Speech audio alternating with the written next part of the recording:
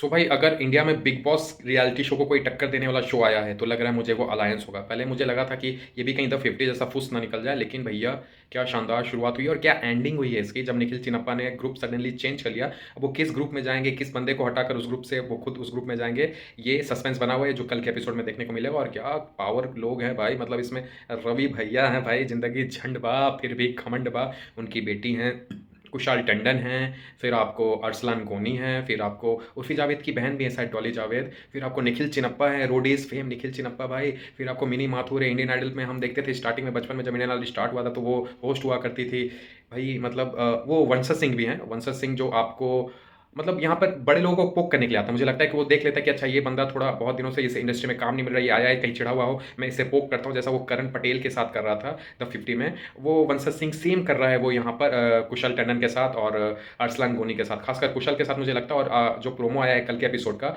उसमें भी दिख रहा है कि वो पिटेगा, वो कुशल टंडन से पिटेगा। अगर इसमें पीटना अलाउ होगा तो पिटेगा, अदरवाइज वो पोक कर रहा है भाई। मतलब शरीर में उसके जान दिखती नहीं है, लेकिन बातें ऐसे करते हैं माने बड़ा पाव खाते, बड़ी बड़ी बातें बड़ा पाव खाते, ऐसे ही कुछ बातें हैं। और पायल गेमिंग भी है इसमें। पहली बार लगता है किसी रियलिटी शो में आई है पायल गेमिंग है। कल देखने को मिलेगा वंशज की रवि किशन की बेटी के साथ भी कुछ झड़प दिखेगी बातचीत में। भैया रवि किशन के ग्रुप में ही वंशज है और उनकी बेटी से ही झड़प दिखेगी, तो भैया समझ रहे हो, रवि भैया को गुस्सा आ गया था, जिंदगी झंड बहा फिर भी घमंड बहा हो जाएगा भैया। मतलब कितने बड़े बड़े लोग हैं यार, मतलब खासकर रवि किशन का जो चाम है भैया, अभी उनका समय चल रहा है, उनका दिन चल रहा है, तो ये इस सीजन में है तो भैया वो इस सीजन को भी हिट करा सकते हैं। रवि किशन जहां अभी जा रहे हैं, वो जिस चीज़ को छू रहे हैं, वो पारस को छू रहे हैं, वो पत्थर को छू रहे हैं, वो पारस बन जा रहा है, मतलब सोना बन जा रहा है, ऐसा कुछ हो रहा है भैया। तो रवि किशन की धमाकेदार एंट्री हुई है। निखिल चिनप्पा ने जैसा ग्रुप चेंज किया, अभी हमें पता नहीं किस ग्रुप में गए, लेकिन वो जो चाल चला भाई, सब गेम खेलने के लिए है ना। शॉक में थे कुशाल टंडन, कुशाल टंडन सोच रहे थे वही मास्टरमाइंड है, यहाँ पे मास्टरमाइंड निखिल चिनप्पा साबित हुए। मिनी माथुर हंसती रह गई, डेजी शाह को समझ में नहीं आया कि क्या हुआ है। और अरसलान गोनी और कुशल टंडन, जिनको लग रहा था वो डेढ़ साने बन रहे थे कि सब कुछ वही चला रहे हैं, सब वही करेंगे भैया। निखिल चिनप्पा ने रोडीज को होस्ट किया हुआ है, कितने रोडीज कितने सीजन रघु रघु और राजीव के साथ वो रह चुके हैं, उनको पता है गेम कैसे खेला जाता है। तो शानदार जबरदस्त जिंदाबाद। और इस शो का मैं डेली रिव्यू करूंगा। अब हम लाइव भी आएंगे, कुछ पैनलिस्ट मेरे साथ जुड़ेंगे तो हम लाइव भी आएंगे। लेकिन रवि किशन का ऑरा देखने लायक बना, तो मैं बोल रहा हूँ जैसे रवि किशन की एंट्री ना, शो को अलग वाइब मिल गई भाई, सब देख कर अरे रवि भैया रवि भैया रवि भैया। तो रवि किशन की एंट्री होते ही शो को अलग वाइब मिल गई भाई, जो जरूरी थी शो के लिए। निखिल चिनप्पा से भी वो अच्छी वाइब आ रही थी, कुशल टंडन से वो आ रही है कि वो चिड़ेगा, उसको वंशज सिंह चिढ़ाएगा और वंशज जबरदस्ती पोक कर रहा है, समझ में आ रहा है। करण पटेल को पोक कर रहे थे, यहाँ पर वो कुशल टंडन को पोक कर रहे हैं, तो ये समझ में आ रहा है कि वंशज सिंह केवल जानबूझकर एक है ना फसाड क्रिएट करना चाह रहे हैं, कुछ है ना केओस क्रिएट करना चाह रहे हैं, तो वो समझ में आ रहा है वंशज सिंह का। लेकिन पायल गेमिंग थोड़ी समझदार है, वो वंशज के इसमें नहीं आएंगी।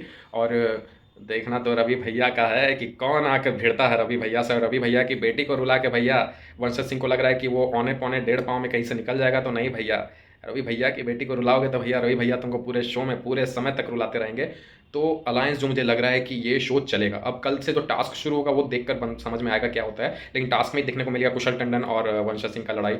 वो हो गई, कुशल को पोक कर रहे हो भैया। बिग बॉस अगर तुमने नहीं देखा वंशज सिंह, तो फिर शायद उसने बोला भी कि 12 साल पहले बिग बॉस वगैरह कुछ ऐसे ही कुछ बोला देखा था कुछ।